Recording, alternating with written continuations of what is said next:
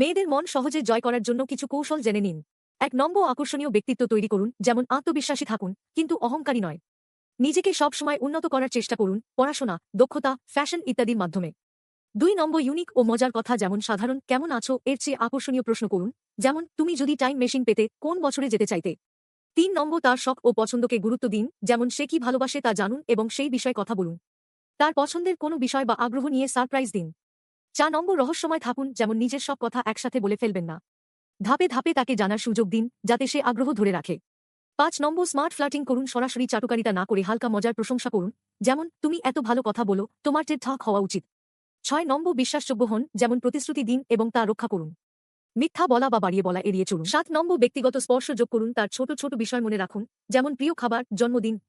মাঝে মাঝে অপ্রত্যাশিত ছোট উপহার বা নোট দিন।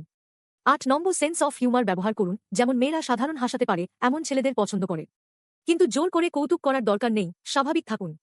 9 নম্বর, তার প্রতি শ্রদ্ধাশীল থাকুন, যেমন শুধু প্রেমিক না, ভালো বন্ধু হওয়ার চেষ্টা করুন। তার মতামতকে গুরুত্ব দিন এবং সমর্থন দিন।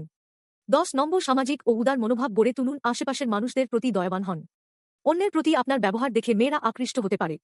সবচেয়ে বড় কথা, নিজেকে বদলানোর চেয়ে এমন কাউকে খুঁজুন যে আপনাকে আপনার মতো করেই পছন্দ করবে।